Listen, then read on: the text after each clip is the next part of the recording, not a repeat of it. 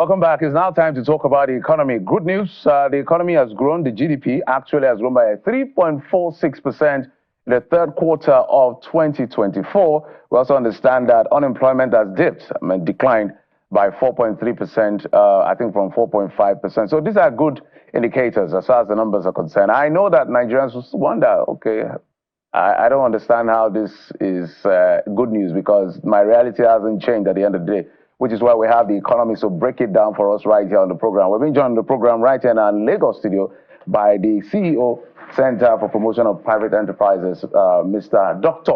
Muda Yusuf. Doctor, thank you so much for coming on the program. Thank you, Jeffrey. Thank you for having me.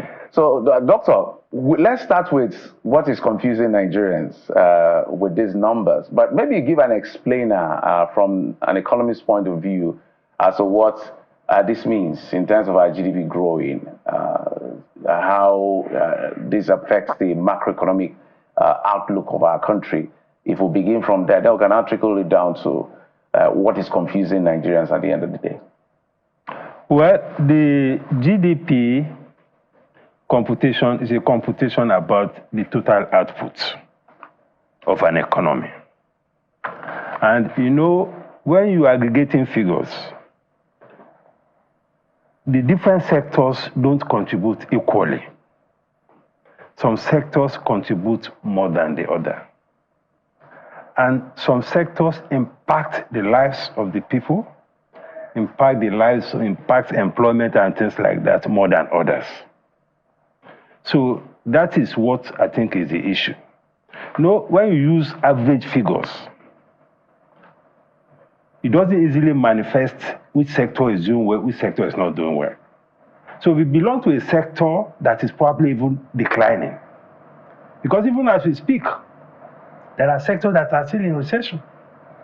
There are sectors that have contracted. There are sectors that have slowed. And there are sectors that have performed very well. So in order to have very good insight into this, unless you unpack the entire figures, that is when you cannot begin to see why people are complaining. That's why we're happy to help us unpack. Yes. You know, if you look at it now, the service sector seems to be doing very well. And what is even more striking in all of this is that the financial institutions turn out to be the best performing, which is an irony. It's confusing, actually. No, not really confusing, because just as I said, there are disparities in performance. Financial institutions recorded 32% growth. That's incredible. At a time when many of the sectors that are so critical to the economy are either slowing down or they are contracting. So when you have a situation where the financial institution is pushing up the growth numbers, then you have rail transport also pushing up the numbers with very high growth rate. You have road transportation, you have rail transportation. These are sectors that are actually pushing up the rates. And one very striking or very important thing for policy, because when we talk about all these numbers, the whole essence is how will it inform policy. Therefore, you mentioned the point in your brief. Now, you see a situation where financial institutions are growing at over 30%. Agricultural sector, which is a very critical sector for the economy, is growing at about 1.14%. Manufacturing sector is growing at about 0.65%. Real estate is also less than 1%. You know, trade, you know, we have a lot of our people in trade. It's also growing at less than 1%.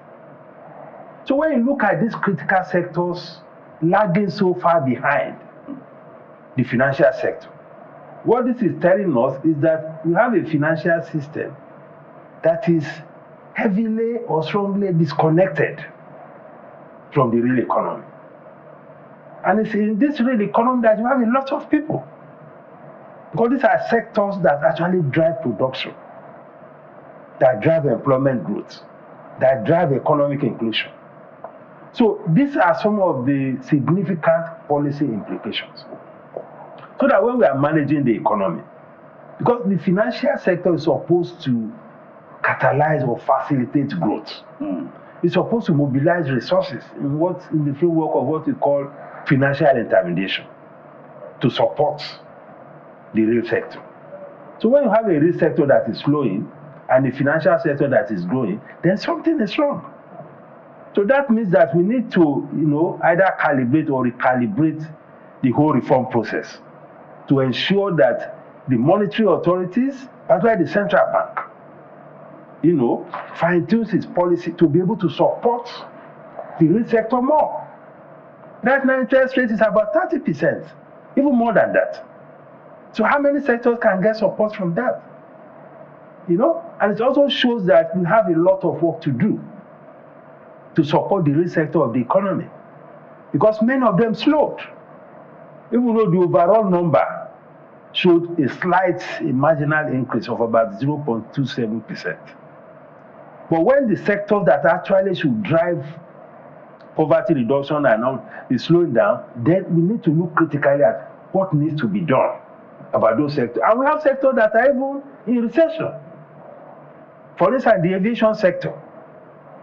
That also points to the fact that there are serious challenges in those sectors. Telecommunications.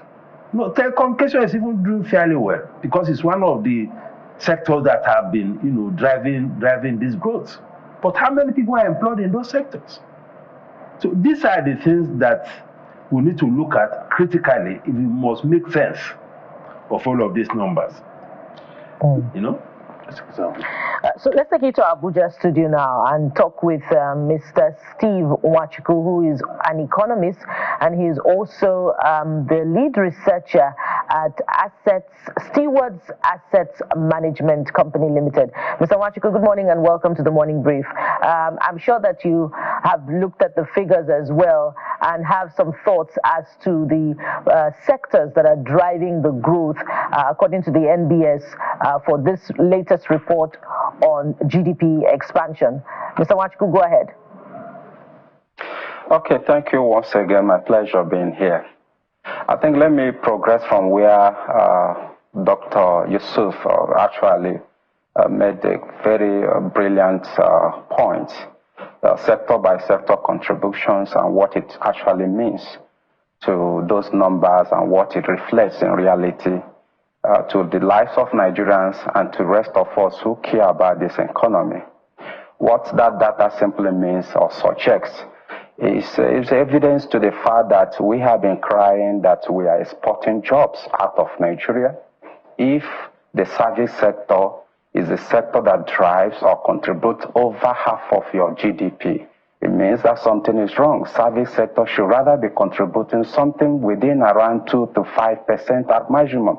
Industrial, agri, and other viable sectors that produces raw materials, produces finished goods, should be driving the economy, not the service sector that actually based on intangible goods and services. It simply means that the goods we are selling, the retailers are selling, are manufactured somewhere in China, manufactured somewhere in India, or manufactured somewhere around the globe, while we are impoverishing ourselves. The service sector actually shouldn't be driving the GDP.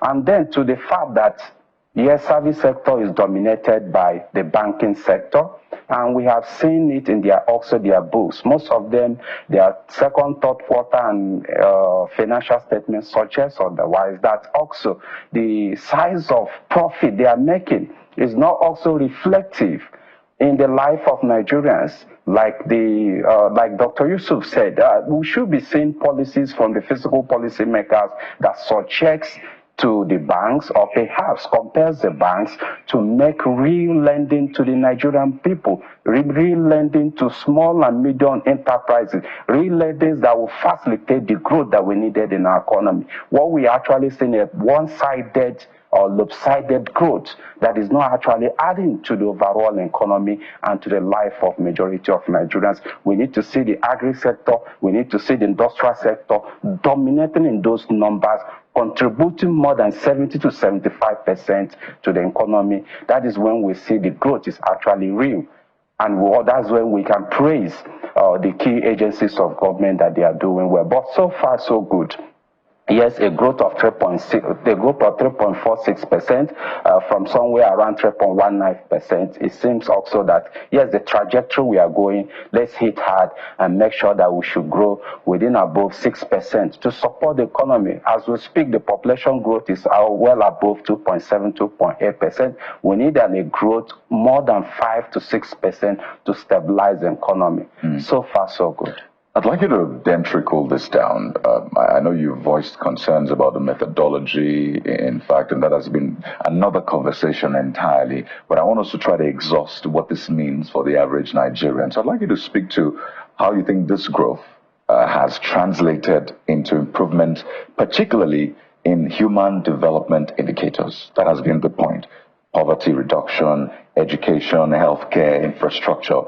How have you seen, because I know you monitor the economy, right? So these figures are meant to be real issues translated to figures. So have you seen them really impacting, improving those indicators?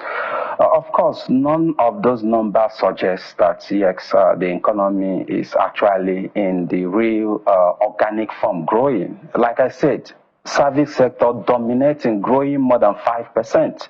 While other sectors like the agri sector is still less than around 1.14%, although from a negative, somewhere from 1.3% dropped to 1.14%. But we needed something better. Like I said earlier, the reality is when the service sector is growing, the service sector, like Doctor mentioned, include the banking, the communication, the transportation sector, the transportation, both the sea, land, and the rest of them is what constitutes the service sector. What are those equipments they are using? When you buy those parts to exchange those of your machines and the rest, it's actually you're buying some from somewhere in China or from somewhere in India. It's not actually real to the economy. But isn't that just one side of a multifaceted issue? Because it would also mean that jobs are being created in that sector for them to produce, because that's essentially what... Of course, exactly. So doesn't that speak to jobs and other value chains in that sector?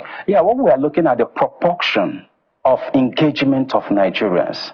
The service sector, take for instance the telecommunication, how many are they employing? They are deploying technology to service their customers. How many? The banks are not opening branches.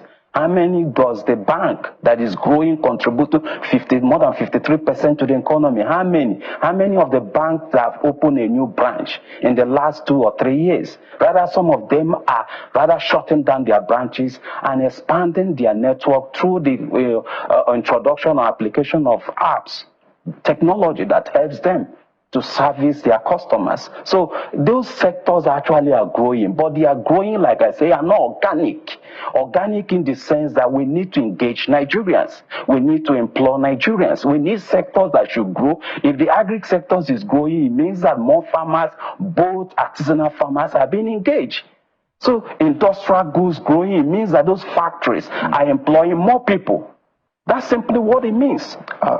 It's very interesting, really, and I would like us to go to Dr. Muda Yusuf in our Lagos studio. I imagine you, of course, because he piggybacked off what you said. So this has been an issue we have talked about time and again, and it looks like the more we talk about it, the more these figures increase, not the way we want it to increase. So maybe we should also talk about how to then begin to stimulate the growth that we want to see in those other sectors, because the service sector, as I said, will tell you, well, that means that we are doing something good, right? So how about they also look for a way to get things to work for their own sectors, either through government policies and the rest. So how can we begin to stimulate that growth we want in those sectors, Dr. Yusuf?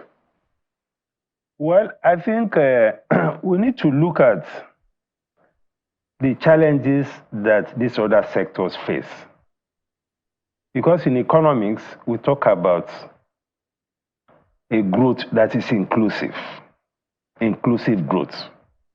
And what we mean by inclusive growth is a growth that is bringing a whole lot of people on board, just as Mr. Wachuku said. Now, if you look at the critical sectors that are actually, driving the economy in terms of engagement, agri sector is accounting for over maybe 23-24% of our GDP.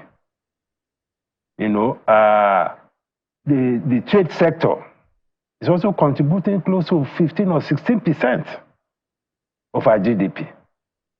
Now, if you look at those sectors, and also look at sectors like the real estate, like construction, these are sectors where you have a whole lot of people, and also even manufacturing.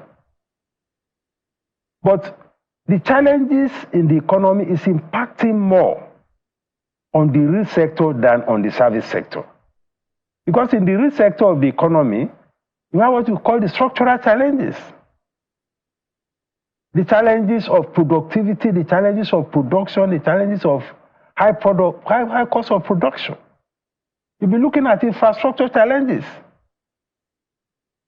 The infrastructure requirement you need for manufacturing, for agriculture, for real estate, for construction, is far more than what you need in service sector. Just as Mr. Nwachukwu said, I mean, for some of these sectors, you can just sit in one corner of your room. You don't need a 500 kVA generator for you to be able to do these things. And you now have an economy where it is more profitable for you to go and be investing in treasury bills, to be investing in federal government bonds, and things like that. You make more money there. So an economy gets the kind of investment that it deserves. So we need to create the environment for these sectors that can promote economic inclusion to grow faster than they are doing now.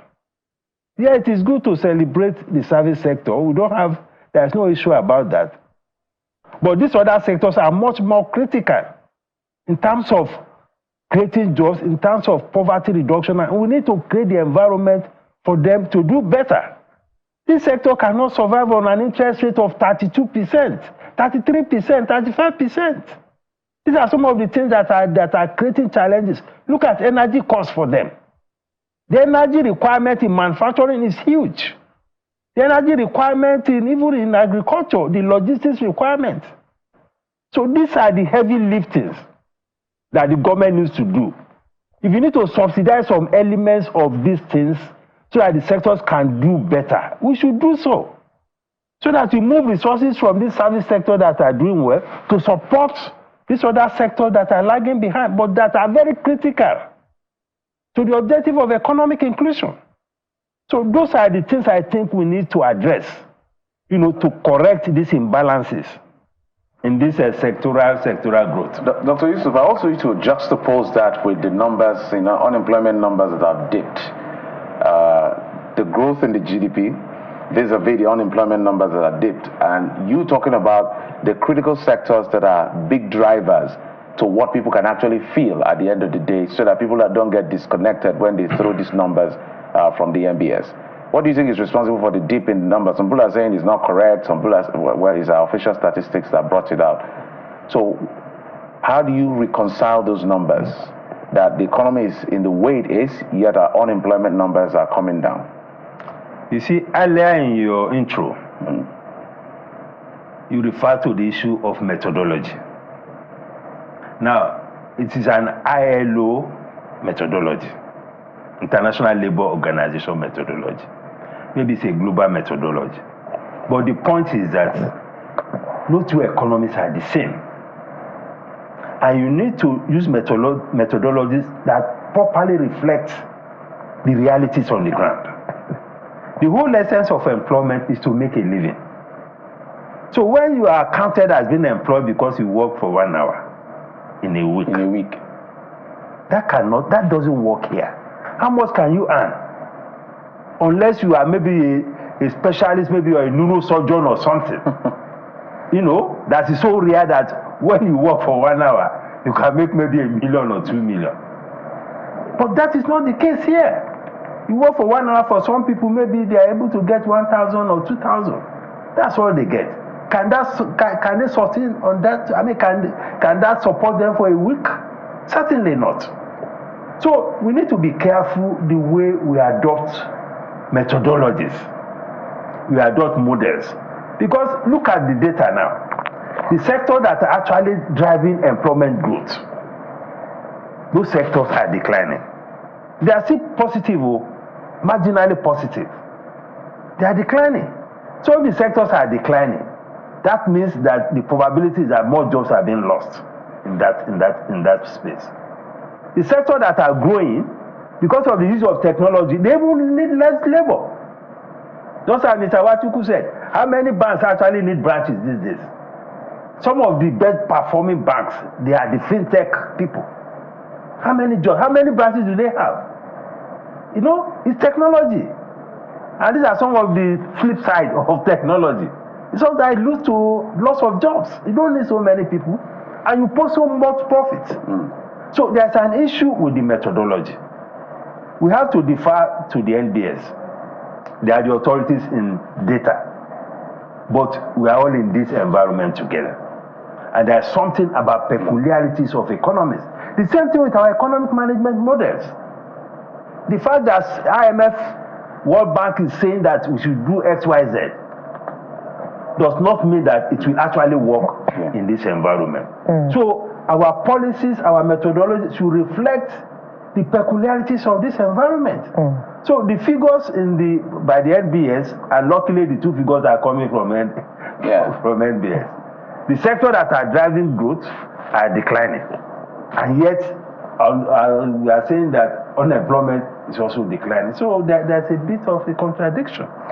Speaking of contradictions, I wonder if you're seeing the same in the statements by the managers of our economy on borrowing, from the presentation at the National Assembly yesterday. I'm going to have to take this to Mr. Steve as well. Speaking of contradictions in the calculation of the GDP and the employment figure, are you seeing that dissonance in calls for increased borrowing for productivity as advocated for by the Minister of Finance and the chairperson of the Federal Inland Revenue Service? Of course, other agencies of government called for, had different positions as well. Will it address the issues of this minimal growth rate or the contradictions in the growth that we're witnessing as against what the real realities in the economy are? Okay, thank you. Before I come to your question, let me make a contribution to your earlier question you actually asked in regards to what should be done to support other sectors to actually have an even growth in our economy. To be honest, if we are sincere, and perhaps if we're genuinely concerned about growth, we should drive policies and programs that should support such growth. Recently, federal government took a very good decision regards to windfall tax. And so far, they realized trillions of naira, close to 4 or 5 trillions of naira. And what that means that more money is available to government to support the economy. And what did they use that money for? If I may suggest, if actually they have not exhausted or finished using that money, they should use that money or half of that money, 2 trillion or 1 trillion or 1.5 trillion, to recapitalize the main banks that support growth, like the Bank of Agriculture, the Bank of Industry.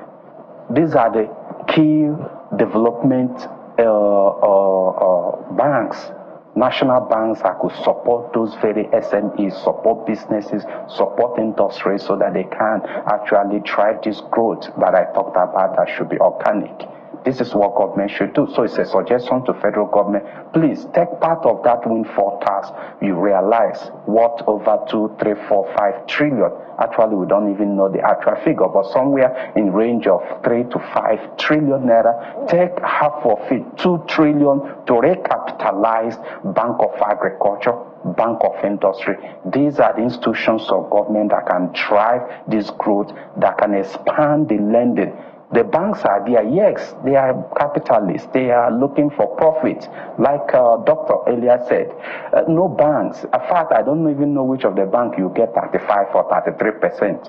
All of them are hitting above 40% because the NPR is above 27.25%. These are not policies that support growth. Now to your question, if we should continue to grow, or the perspectives of government that yes, there's no way out than to borrow. I think it's a lazy way of responding to national issues as regards to financing your project and aspiration or your political wish, just like we have it, the Renew Hope agenda. It cannot all be borrowing. Even if you have to borrow, we need to advance other means, like the concessional borrowing, concessional loans that will bring a very low interest rate, or we also move away from interest-bearing loans or interest-bearing debt to asset-linked debt. We have an MPC here. We can use an MPC as a very good instrument to raise trillions of naira to support any of our political or manifesto wish to grow the economy. So we need that very ideas, not from the perspective that we need to hit the debt market and continue to access this very fund in a exorbitant coupon rate or interest rate. The last time the federal government offered an Euro bond, they did it at 9.75% coupon rate. Okay. That was one of the highest in the world. Which economy can survive? Which government can survive with such a exorbitant interest rate of 9.75%? That was why it was oversubscribed. The point is that most times government is not sincere. There is hypocrisy in most of these very policy decisions. On one hand, we are having a GDP growth of 3.4%. I listened to Mr. President. I think he said he appreciated the development. But on the other hand, we are seeing the agri sector contracting from 1.3% to 1.4%, 1.114%. So this is not supportive of in the economy. So we need to gear up policies that will support the economy through aggressive implementation of backward integration program or import substitution program. These are ways we can actually have that very even growth we needed on the economy. The debt profile or stockpile of our debt is alarming. Nobody should suggest or the idea of hitting the debt market anymore. And like I said, the hypocrisy also stands in most of these key agencies of the government, like the Debt Management Office, like the, what do you call it again? Debt Management Office and the commission that takes care of our debts. What do you call it again? Federal, fiscal what? Pardon, I will get the name. So these are institutions that actually checkmate most of these very bodies, or checkmate most of these wishes of these very... Pardon? The Fiscal Responsibility Commission. The Fiscal Responsibility. Thank you. Pardon. Thank you so much. Yes, the Fiscal Responsibility Commission. These are institutions of government that we have existing laws that prohibit. Take, for instance, the MTF. We have more than 13 trillion made available as deficit in that very budget, while we should not borrow above the Fiscal Responsibility Act Commission recommendation of 3%. As we speak, the budget borrowing component is more than 3.78%. My apologies. Your thoughts are quite apt, and we appreciate you so much.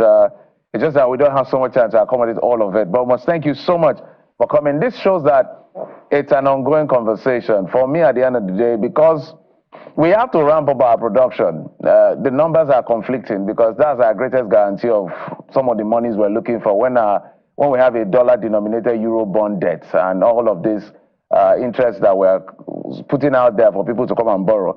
But we must thank you so much, Mr. Steve Nwachukwu, Economist, lead researcher, Steward Asset Management Limited, joining us from Abuja studios, as well as Dr. Muda Yusuf, our great friend, CEO, Center for Promotion of Private Enterprises. Your position is strategic. That's how I always call on you, because you break it down for us. Thank you both, gentlemen. Thank you, Jeff. Thank you. Thank you, Bukola. Thank you.